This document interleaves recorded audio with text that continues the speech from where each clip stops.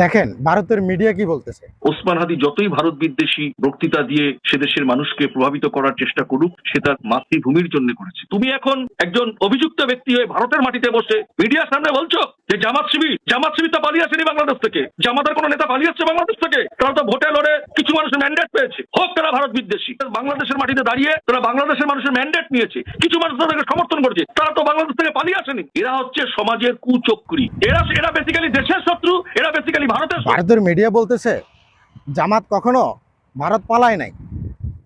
এখন এখানে কথা হচ্ছে, জামাতই যদি হাদিকে খুন করে তাহলে ফয়সাল কেন ভারত পালাইলো? ফয়সাল তো হিসাবে পাকিস্তান যাওয়ার কথা, কিন্তু সে তো পাকিস্তান যায়নি, সেই তো গেছে ভারত। আর ওদিকে ফয়সাল কি বলতেছে? হাদি তো অ্যাকচুয়ালি একটা জামাতের প্রোডাক্ট, ও তো একটা জঙ্গি।